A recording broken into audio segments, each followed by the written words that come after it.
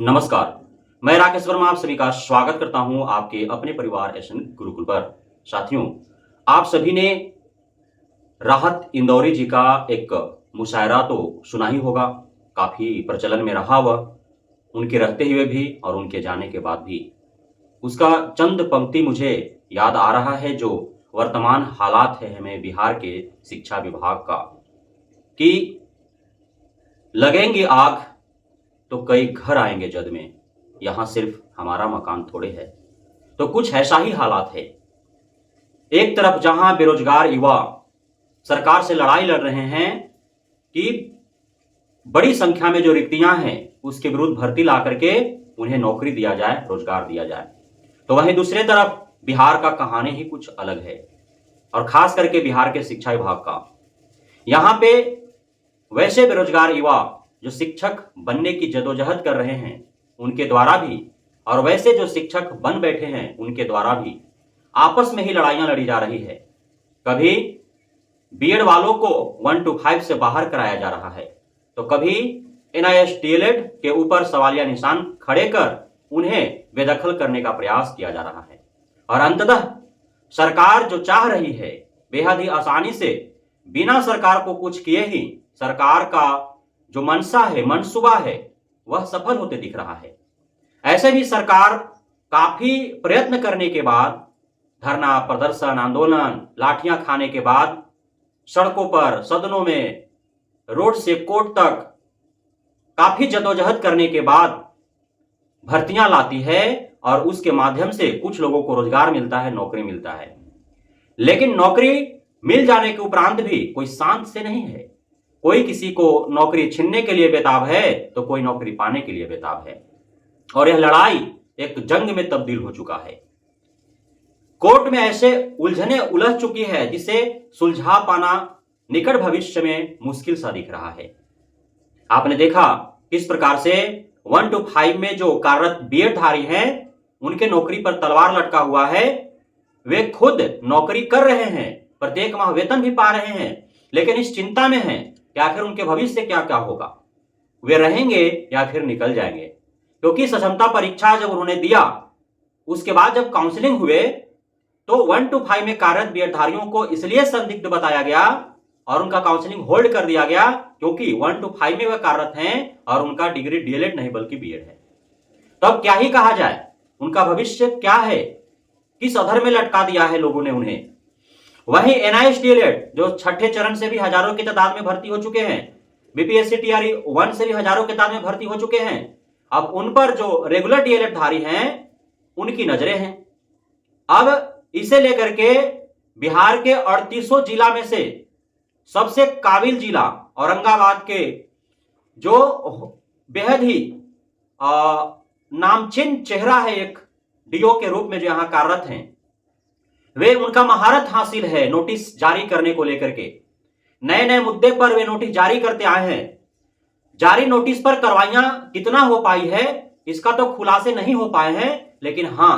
एक बात अवश्य है कि जब औरंगाबाद जिला से नोटिस निकाले जाते हैं तो पूरे बिहार में हड़कंप मच जाता है। इससे पूर्व भी देखा गया और इस बार भी देखा गया जब एनआईएस डीएलएड धारियों को नोटिस थमाया गया, और किसी एक को नहीं, पूरे औरंगाबाद जिला के 11 प्रखंड के दर्जनों शिक्षकों को यह नोटिस थमाया गया है। इससे पूर्व तब बिहार में हड़कंप मचा था औरंगाबाद से निकले नोटिस के कारण, जब ड्यूल डिग्री को लेकर के नोटिस निकाले गए थे, और जिन शिक्षकों को ड्यूल डिग्री को लेकर के नोटिस दिए गए, कार्रवाइयां क्या हुई पता नहीं चल पाया। और जब आउटपुट लिए गए इसका, जिनको नोटिस दिया गया था या जिन विद्यालयों में कार्यरत हैं, तो पता चला कि वे नोटिस थमाने के बाद भी कार्यरत रहे, रेगुलर वो कार्यरत हैं, उन पर कार्रवाइयां नहीं हुई, कुछ पर हुई कुछ पर नहीं हुई। अन्य मामलों में भी कई दफा यह सामने आया बात कि नोटिस थमाए गए लेकिन वो कार्यरत हैं, महीने गुजर गए नोटिस का, उसके बाद कोई कार्रवाई नहीं हुई। और शिक्षा विभाग के मुख्यालय स्तर से भी जिस प्रकार से डीओ डीपीओ शिक्षकों को कारण बताओ नोटिस भेज रहे हैं, उस प्रकार से जब नोटिस थमाया जा रहा है शिक्षकों को, जिन भी जिला के डीओ डीपीओ के द्वारा, उन्हें भी नोटिस थमाया जाना चाहिए। जिला मुख्यालय के जो भी अधिकारी पदाधिकारी है उनको शिक्षा विभाग के मुख्यालय स्तर से आला अधिकारियों के द्वारा कि आपने जो नोटिस दिया था उस नोटिस के एवज में कार्रवाई क्या हुआ आखिर, उसका हमें अपडेट दे, लेकिन ऐसा कुछ होता नहीं है। अब सवाल यह है कि आखिर क्यों शिक्षक या शिक्षक अभ्यर्थी आपस में भिड़े हुए हैं। अब तक आप खुश थे कि बीएड वाले 1 to 5 से हट गए तो हम डीएलएड वालों को अत्यधिक मौका मिल जाएगा, सिर्फ हमारा ही एकाधिकार हो जाएगा 1 to 5 पर, एक छत्र राज करेंगे। उसके बाद और जिस समय बीएड वालों को निकाला गया था 1 to 5 से, उस समय रेगुलर डीएलएड वाले और एनआईएस डीएलएड वाले दोनों साथ में मिलकर के लड़ रहे थे उनके विरुद्ध, और जब उन्हें बाहर किया गया तो सभी खुशियां मना रहे थे। जिस प्रकार से रावण पर विजय प्राप्त कर राम अयोध्या लौटे थे, उस समय दीपोत्सव हुआ था, वैसी खुशी महसूस कर रहे थे सभी। अब रेगुलर डीएलएड वाले और एनआईएस डीएलएड वाले दोनों आपस में ही भिड़ पड़े हैं, आपस में ही बट करके लड़ रहे हैं, और जिसमें वर्तमान में एनआईएस डीएलएड वालों पर खतरा मंडराते हुए नजर आ रहा है। लेकिन रेगुलर डीएलएड वालों को भी ध्यान देना चाहिए कि एक बात आपको हमेशा याद रखना चाहिए, और आपने सुना होगा, जिसके खुद का घर शीशे का हो वो दूसरे के घर पर पत्थर नहीं मारा करते हैं। तो जो रेगुलर डीएलएड वाले हैं, जिन आधारों पर एनआईएस डीएलएड वालों को नोटिस थमाया गया है, उन आधारों पर रेगुलर डीएलएड वालों को भी आगे भविष्य में नोटिस थमाया जा सकता है।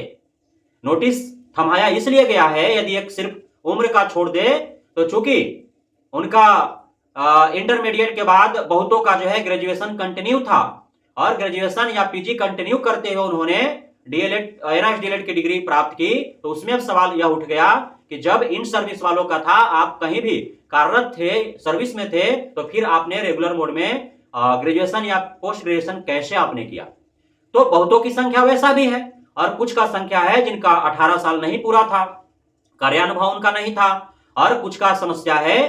कि उन्होंने इंटरमीडिएट जो क्वालिफाई किया है वह काफी नजदीक समय में था। हालांकि माननीय पटना हाईकोर्ट के एक आदेश को आप पढ़ेंगे, और ऑफिशियल वेबसाइट एनआईएस पर जाकर के जब आप उसका गाइडलाइन पढ़ेंगे तो उसमें एक बिंदु है जहां से स्पष्ट होता है कि एनआईएस से डीएलएड करने के लिए कोई कार्यानुभव की आवश्यकता नहीं थी। अब औरंगाबाद के डीओ साहब कौन से आधार को मानते हुए और इन दर्जनों शिक्षकों को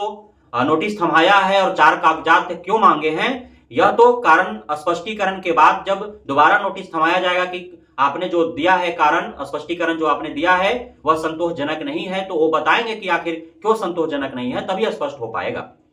लेकिन अब जो रेगुलर डीएलएड वाले हैं उनके ऊपर कैसे खतरा मंडराने वाला है, क्योंकि बहुत ऐसे रेगुलर डीएलएड वाले हैं जो इंटरमीडिएट किए, डीएलएड में एडमिशन लिया, एक तरफ डीएलएड इनका रेगुलर में चल रहा है, दूसरे तरफ वे ग्रेजुएशन भी रेगुलर में कर रहे हैं। ऐसों की तादाद बहुत है, बहुत ऐसे डीएलएड धारी हैं, रेगुलर डीएलएड उन्होंने कर रखा है, इंटरमीडिएट के बाद वे कहीं काम कर रहे हैं, किसी फैक्ट्री में काम कर रहे हैं, किसी कार्यालय में काम कर रहे हैं, या फिर उनका गवर्नमेंट जॉब भी हो गया, कोई बिहार पुलिस में, कोई जो है रेलवे में, कोई एसएससी के तहत कर्मचारी बन गया, कोई जाकर फौज में भर्ती हो गया, उधर उनका जॉब भी जारी है, और इधर रेगुलर से डीएलएड या बीएड भी उन्होंने कर रखा है। तो वैसों की तादाद भी काफी अधिक है। तो जब इतनी गहराई में जाकर के शिक्षा विभाग जांच करना आरंभ कर देगी, और जब एनआईएस डीएलएड वालों पर खतरा आ रहा है, जब बीएड वाले जो 1 to 5 उन पे खतरा आ रहा है, तो फिर ये दोनों आप रेगुलर डीएलएड वालों को क्यों छोड़ेंगे? जब आप इनके जानी दुश्मन बने हुए हैं, इनका भविष्य बर्बाद करने पर तुले हुए हैं, तो फिर आपको क्यों छोड़ेंगे? आप जो रेगुलर डीएलएड वाले हैं उनमें भी हजारों नहीं लाखों की तादाद ऐसा है जिन्होंने गलत तरीके से डीएलएड या बीएड जो रेगुलर कर रखे हैं उनकी संख्या है, और आपने कहीं कार्य करते हुए, कोई नौकरी करते हुए आपने डीएलएड बीएड कर रखा है रेगुलर से, या फिर दूसरे तरफ आप ग्रेजुएशन पोस्ट ग्रेजुएशन कर रहे थे या अन्य कोई कोर्स कर रहे थे रेगुलर बोर्ड में, और इधर आप डीएलएड बीएड भी कर रहे थे, तो ऐसे की तादाद भी बहुत अधिक है। तो आप पे भी आगे आने वाली भविष्य में जो है समस्या खड़ी हो सकती है। इसलिए हम यही आप सभी से गुजारिश करेंगे, जितने भी शिक्षक अभ्यर्थी हैं, शिक्षक शिक्षिकाएं हैं, कि आप आपस में लड़ करके और हमारे बिहार सरकार के काम को आसान न करें, बल्कि जिनका हो गया है वो विभाग जांच करेगी, उनको यदि लगेगा कि वो अयोग्य है, फर्जी है, उन्हें वो बाहर करेगी। लेकिन आप जो किसी के ऊपर क्लेम डाल करके और हाईलाइट मामला को कर रहे हैं और किसी की भविष्य बर्बाद करने पर तुले हुए हैं, नौकरी खाने पर पड़े हुए हैं, तो उससे कहीं ना कहीं आपको भी अप्रत्यक्ष रूप से नुकसान भविष्य में होने वाला है। इसलिए आपस की लड़ाई बंद करके और वो सरकार और विभाग पर छोड़ दे कि अयोग्य और फर्जी को कैसे बाहर करेगा, और आप सरकार से इस बाबत लड़े कि आप नौकरी में आ गए हैं तो आपको सारी सुविधाएं प्रदान हो। ट्रांसफर पोस्टिंग का जो मामला लंबित पड़ा हुआ है यथाशीघ्र हो। बीपीएससी आयोग से जो 3 भर्तियां हैं, शिक्षक भर्ती, प्रधानाध्यापक भर्ती, प्रधान शिक्षक भर्ती, उनका परिणाम घोषित करके यथाशीघ्र उनको योगदान लिया जाए। एवं